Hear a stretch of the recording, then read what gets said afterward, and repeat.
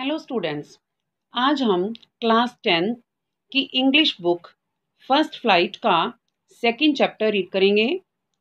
Chapter का name है Nelson Mandela Long Walk to Freedom. This chapter is a part of an autobiography of Nelson Mandela. क्या आपको autobiography का मतलब पता है? Auto means self, bio means life and graphy means to write. Autobiography means a self written account of a person. Hindi में autobiography को आत्मकथा भी कहते हैं। नेल्सन मंडेला ने अपनी लाइफ स्टोरी एक बुक में लिखी। बुक का नाम था लॉन्ग वॉक टू फ्रीडम। इसी बुक में से एक छोटा सा पोर्शन इस चैप्टर में दिया गया है। चैप्टर को रीड करने से पहले हम इसके इंट्रोडक्शन को देख लेते हैं। नेल्सन मंडेला एक बहुत ही फेमस पर्सनैलिटी थे और वो साउथ अफ्रीका से बिलोंग करते थे। साउथ अफ्रीका में 300 साल से भी ज़्यादा टाइम तक वाइट पीपल का रूल रहा। वाइट पीपल ने साउथ अफ्रीका के ब्लैक पीपल के अगेंस्ट एपार्थाइड की पॉलिसी अपनाई। इस पॉलिसी को रंग भेद की नीति भी कहा जाता है। इस पॉलिसी के अनुसार ब्लैक पीपल यानी कि ब्लैक कलर के लोगों को ऑप्रेस किया जाता था। किसके द्वारा? वाइट कलर के लोगों के द्वारा, गोरे लोगों के द्वारा। इन लोगों को पॉलिटिकल पोजीशंस भी नहीं दी जाती थी और कुछ रेस्ट्रिक्टेड एरियाज में इनका जाना भी अलाउड नहीं था। नेल्सन मंडेला ने इस एपार्थाइड पॉलिसी की अगेंस्ट आवाज़ उठाई। उन्होंने 30 साल जेल में भी बिताए। जैसे इंडिया में महात्मा गांधी को फादर ऑफ नेशन के रूप में जाना जाता है क्योंकि उन्होंने हमारे फ्रीडम स्ट्रगल की अगुवाई की और हमें आज़ादी दिलाई। इसी तरह साउथ अफ्रीका में नेल्सन मंडेला को भी फादर ऑफ नेशन के रूप में जाना जाता है क्योंकि इन्हीं के हार्डवर्क या एफर्ट्स के कारण साउथ अफ्रीका के लोगों को एपार्थाइड से निजात मिली, एपार्थाइड की पॉलिसी से मुक्ति मिली। Now let's move to the chapter.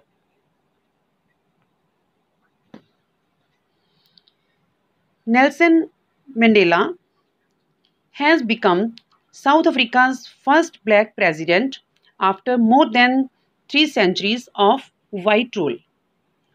गोरे लोगों के 300 साल तक शासन करने के बाद नेल्सन मंडेला साउथ अफ्रीका के पहले अश्वेत राष्ट्रपति बने।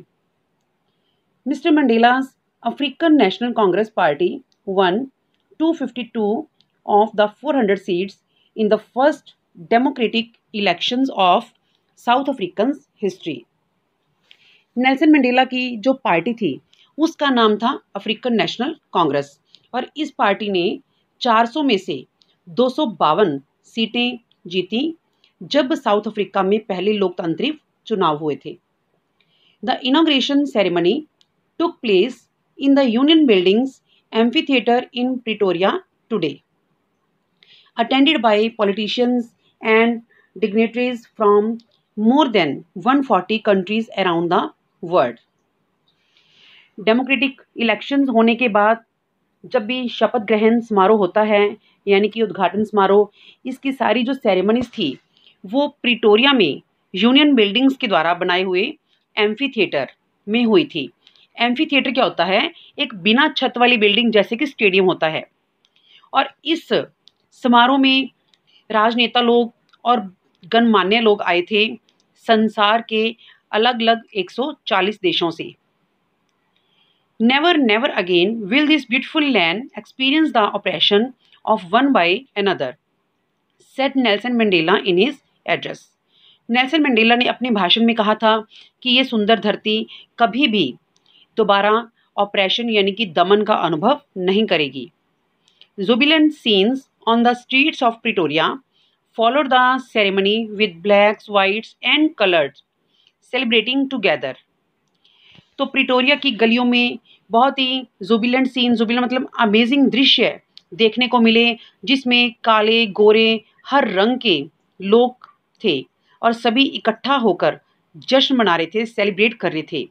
More than 1 lakh South African men, women and children of all races sang and danced with joy. South Africa की धरती पर 1 लाख से भी ज़्यादा आदमी, औरतें, बच्चे जो कि हर नस्ल और जात के थे, वो सभी इकट्ठे होकर गा रहे थे और खुशी से नाच रहे थे। 10 मई dawned bright and clear. 10 मई का दिन बहुत ही ब्राइट और क्लियर था।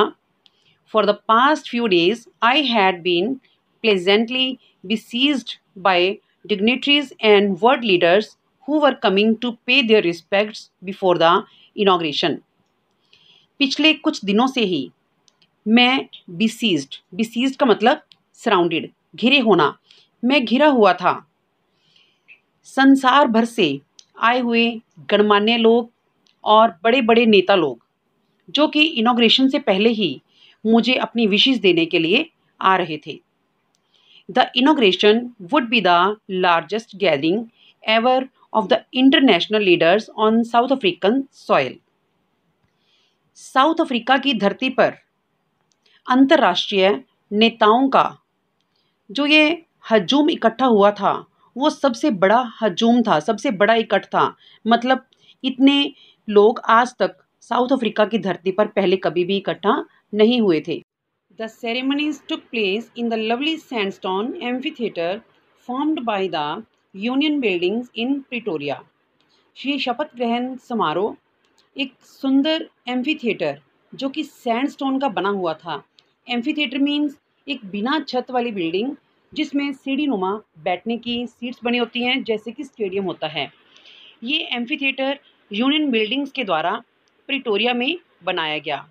प्रिटोरिया साउथ अफ्रीका की कैपिटल है। साउथ अफ्रीका की 3 कैपिटल्स हैं। प्रिटोरिया जो कि एग्जेक्टिव कैपिटल है, ब्लॉमफॉन्टेन जो कि जुडिशियल कैपिटल है, और केप टाउन जो कि लेजिस्लेटिव कैपिटल है। It's uniqueness of South Africa having 3 capitals. For decades, this had been the seat of white supremacy. Decades का मतलब होता है a period of 10 years, मतलब 10 साल, दशकों तक जो ये एम्फीथिएटर था वो वाइट सुपरमेसी यानी कि सुपीरियर गोरे लोगों की जगह हुआ करती थी। मतलब यहाँ गोरे लोग बैठकर अपना शासन चलाया करते थे। And now it was the site of a rainbow gathering of different colors and nations for the installation of South Africa's first democratic non-racial government. लेकिन आज यहाँ पर एक इंद्रधनुषी नज़ारा देखने को मिल रहा था, क्योंकि यहाँ पर अलग अलग राष्ट्रों के और अलग अलग रंगों के लोग इकट्ठा हुए थे, जो कि साउथ अफ्रीका की पहली लोकतांत्रिक, नॉन रेशियल का मतलब होता है जात पात के भेदभाव के बिना, मतलब अजातीय और लोकतांत्रिक सरकार की स्थापना के लिए वो सब यहाँ पे एकत्रित हुए थे। On that lovely autumn day, ये कौन से डे की बात चल रही है? 10 मई 1994, 10 मई 1994। 10 मई को तो हमारे यहाँ समर सीज़न होता है, लेकिन नेल्सन मंडेला ने इसे ऑटम डे क्यों कहा? क्योंकि साउथ अफ्रीका कहाँ पे लोकेटेड है? सदर्न हेमस्फीयर में। सदर्न हेमस्फीयर में नॉर्दर्न हेमस्फीयर के अपोजिट सीजन्स होते हैं।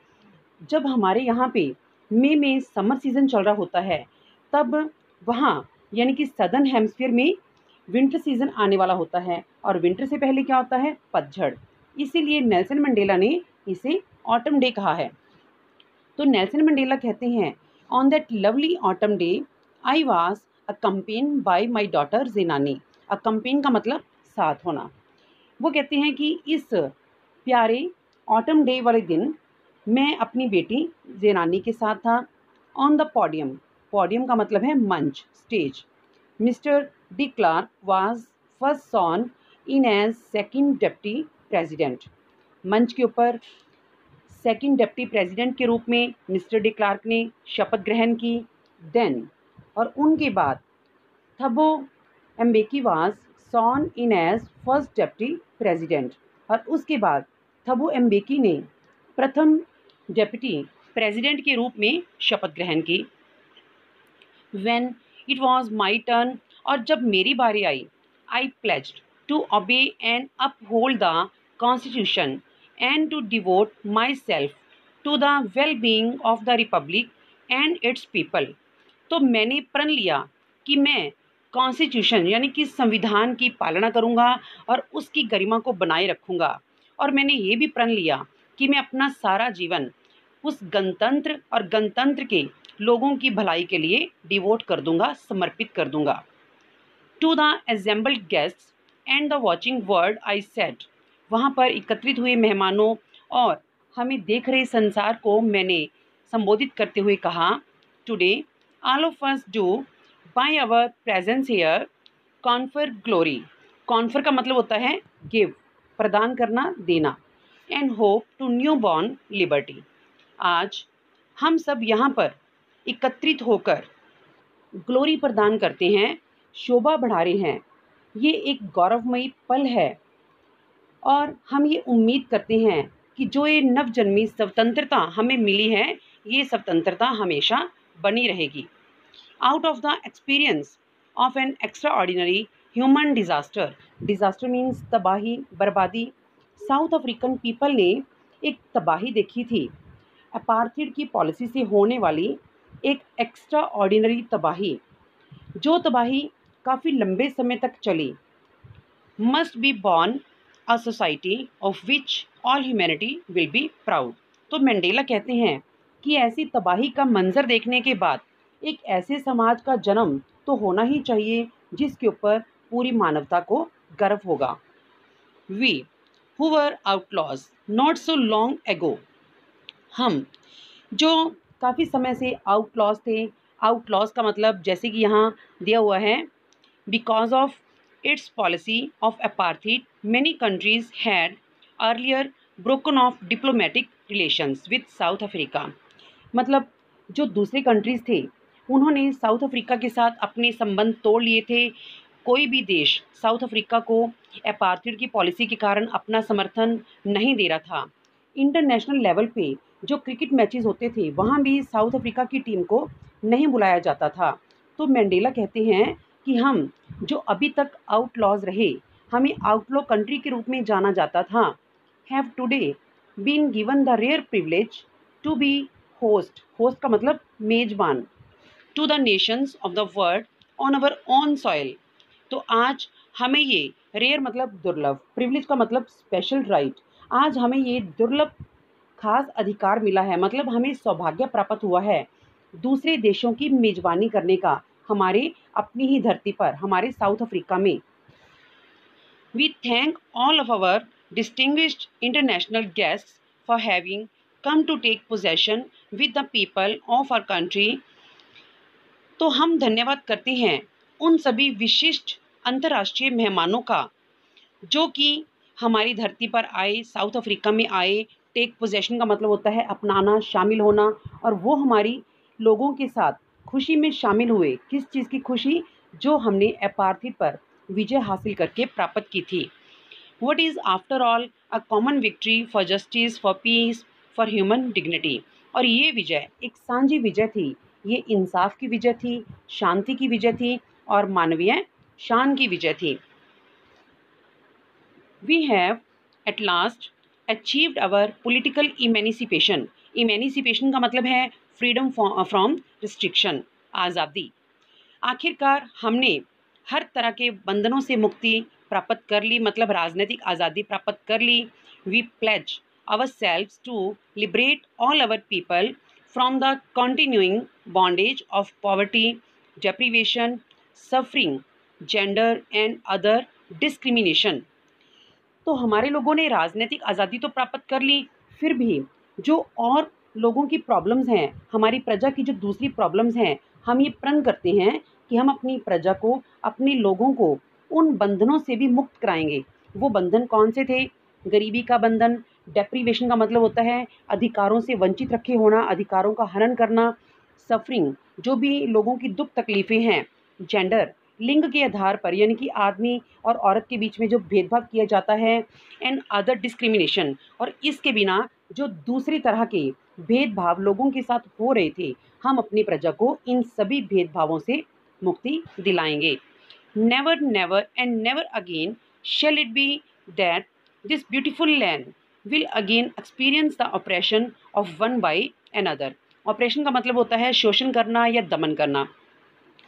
तो नेल्सन मंडेला अपने संबोधन में आगे कहते हैं कि हमारी ये सुंदर धरती, साउथ अफ्रीका को उन्होंने ब्यूटीफुल लैंड कह के यहाँ पे संबोधित किया है कि साउथ अफ्रीका की सुंदर धरती दोबारा कभी भी किसी के द्वारा शोषण या दमन का अनुभव नहीं करेगी। मतलब हम कभी दोबारा अपनी धरती को किसी का गुलाम नहीं होने देंगे।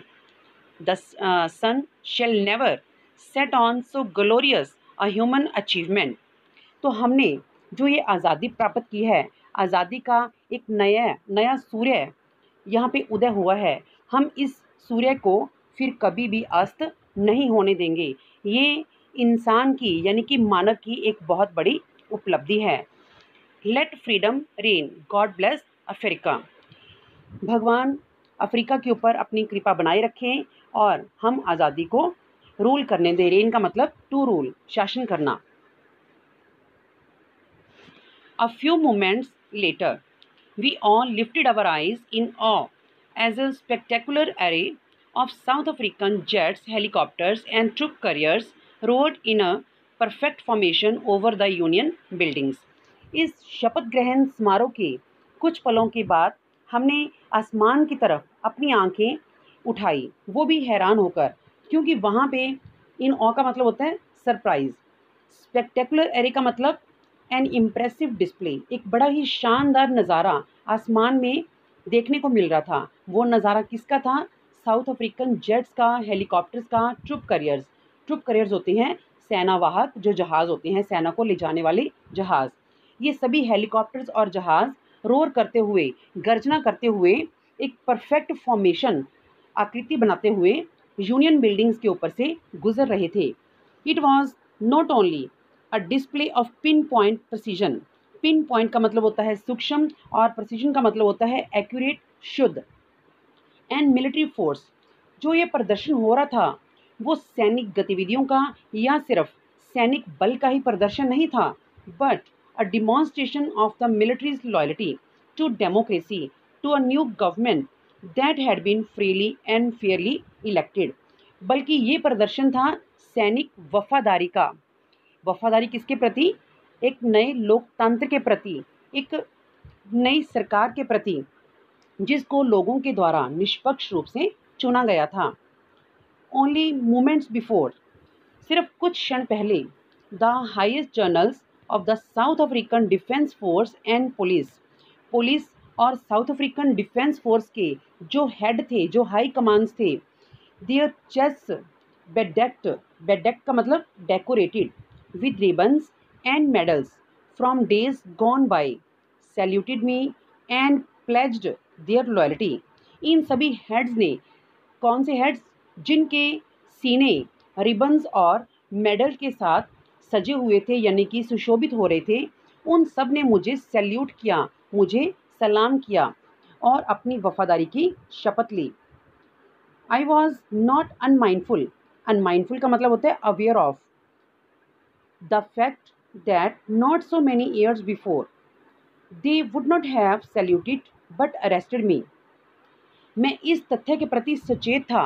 कौन सा तथ्य है? कि कुछ वर्ष पहले इन्हीं लोगों ने, इन्हीं सेना वालों ने मुझे सैल्यूट नहीं किया था बल्कि मुझे गिरफ्तार किया था। हमने बताया था ना कि नेल्सन मंडेला ने एपार्थाइड की पॉलिसी के खिलाफ अपनी आवाज़ उठाई थी और इसके लिए उन्होंने 30 साल जेल में भी बिताए थे। तो इसीलिए उन्होंने कहा कि इन लोगों ने मुझे अरेस्ट किया था। Finally a शेवरन of Impala jets left smoke trail of the black, red, green, blue and gold of the new south African flag. अंत में शेवरन का मतलब होता है वी शेप का पैटर्न बनाना। अंत में इम्पाला जेट्स एक वी शेप की आकृति बनाते हुए अपने पीछे से ब्लैक, रेड, ग्रीन, ब्लू और गोल्ड कलर के धुएं की लकीर छोड़ते हुए जा रहे थे। ये सभी जो रंग हैं वो साउथ अफ्रीका के नए झंडे के रंग थे। The day was symbolized for me by the playing of our 2 national anthems. ये दिन मेरे लिए और भी ज़्यादा सिम्बोलाइज्ड प्रतीकात्मक बन गया था, यानी कि यादगार बन गया था, क्योंकि इस स्पेशल डे के ऊपर 2 राष्ट्रगान की धुन बजाई गई। And the visions of white singing Nkosi Sikelel iAfrika. तो इस दिन जो श्वेत लोग थे, यानी कि गोरे लोग थे, उन्होंने अपना गान गाया, Nkosi Sikelel iAfrika and the black singing Die Stem the old anthem of the Republic. और काले लोगों ने अपना डाइस्टेम नाम का रिपब्लिक का पुराना एंथम गाया।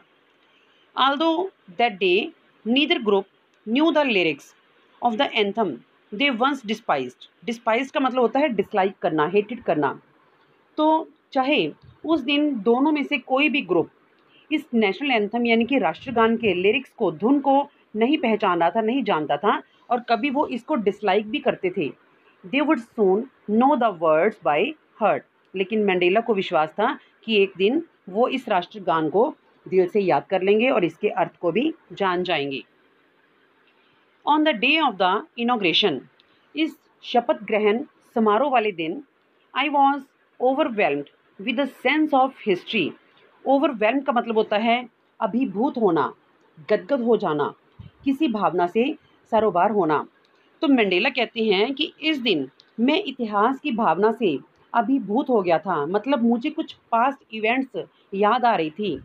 इन the first decade of the 20th century, 20वीं शताब्दी के पहले डेकेड में, यानी कि पहले दशक में, यानी 1900 से लेकर 1910 तक, a few years after the bitter Anglo bore war and before my own birth. जब बिटर एंग्लो बोर वार हुआ था, मतलब इंग्लिश पीपल और साउथ अफ्रीकन्स के बीच में जो युद्ध हुआ था, उसे बिटर एंग्लो बोर वार कहा गया है, और इस युद्ध में इंग्लिश पीपल की ही जीत हुई थी।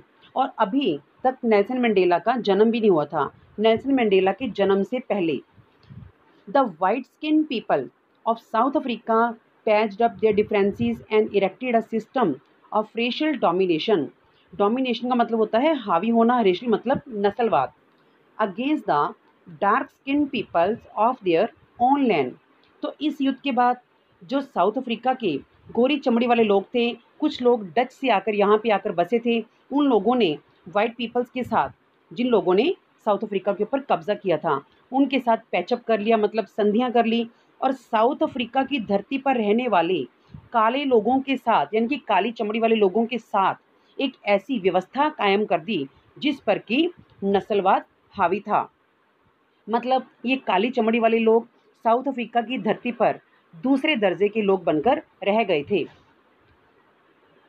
The structure they created form the basis of one of the harshest most inhuman. तो जो ये व्यवस्था इन गोरे लोगों ने काले लोगों के खिलाफ जो ये व्यवस्था खड़ी की थी, ये व्यवस्था बहुत ही कठोर, अमानवीय समाज के सिद्धांतों पर आधारित थी। Now in the last decade of 20th century, अब 20वीं शताब्दी के आखिरी दशक में, यानी कि 1990 से लेकर 2000 तक, and my own 8th decade as a man, और मैं खुद यानी कि नेल्सन मंडेला जब 80 साल के हो चुके थे, that system had been overturned forever. ये जो व्यवस्था थी उसको पूरी तरह से पलट दिया गया था। कब पलटा गया था? 1994 में, 1994 में, जब नेल्सन मंडेला पहले ब्लैक प्रेसिडेंट चुने गए थे। And replaced by one that recognised the rights and freedoms of all peoples. और इसकी जगह पे एक ऐसी व्यवस्था कायम की गई जिसमें सभी लोगों को बराबर के अधिकार दिए गए और सबको आज़ादी दी गई, regardless of the colour of their skin, बिना किसी रंग के या नस्ल के भेदभाव के बिना। That day had come about through the unimaginable sacrifices of thousands of my people. Nelson Mandela कहते हैं कि जो ये आज़ादी का दिन आया, वो उन हज़ारों लोगों की कुर्बानियों के सदका आया, वो कुर्बानियाँ जिनकी हम कभी कल्पना भी नहीं कर सकते। People whose sufferings and courage can never be counted or repaid। इन लोगों के दुखों को ना तो हम कभी गिन सकते हैं, और इनका जो हिम्मत थी या इनका हौसला था, हम कभी उसका रिपे नहीं कर सकते, उसका मोल नहीं चुका सकते। I felt that day as I have on so many other days. मैंने उस दिन महसूस किया जैसा कि मैं अक्सर महसूस करता था, that I was simply the sum of all those African patriots who had gone before me, कि मैं उन सभी अफ्रीकन देशभक्तों का, पैट्रियट्स मीन्स देशभक्त, मैं उन सभी अफ्रीकन देशभक्तों की ही एक कड़ी थी, वो देशभक्त जो मेरे से पहले अपना जीवन कुर्बान करके ये दुनिया छोड़कर जा चुके थे। That long and noble line ended, and now began again with me. उन अफ्रीकन पैट्रियट्स की लाइन जो कि उनकी कुर्बानियों के साथ ख़त्म हो चुकी थी, मैंने वही कड़ी को दोबारा जोड़ दिया, मतलब मेरे साथ वो लाइन फिर से शुरू हो गई। आई वॉज पेन्ड, मुझे दुख था इस बात का, that I was not able to thank them, कि मैं उन लोगों का धन्यवाद नहीं कर सकता था। क्यों नहीं कर सकता था? क्योंकि वो लोग तो दुनिया छोड़कर जा चुके थे, अपनी कुर्बानी दे चुके थे। And that they were not able to see what their sacrifices had wrought. Wrought का मतलब होता है अचीव्ड। और मुझे इस बात का भी दुख था कि वो लोग, वो देशभक्त जो अपना जीवन बलिदान कर चुके थे, वो ये देखने के योग्य नहीं थे, मतलब वो देखने के लिए इस दुनिया में नहीं थे कि उन्होंने जो कुर्बानियाँ दी, उन कुर्बानियों के कारण आज हमने कौन कौन सी उपलब्धियाँ हासिल कर ली हैं, मतलब हमने ये बेशकीमती जो आज़ादी है वो प्राप्त कर ली है। तो स्टूडेंट्स, आज का ये लेक्चर हम यहीं पे एंड करते हैं और अपने नेक्स्ट लेक्चर में हम इस लेसन को कंप्लीट करेंगे। Till then read this chapter, listen this chapter attentively to understand it very well. Thank you.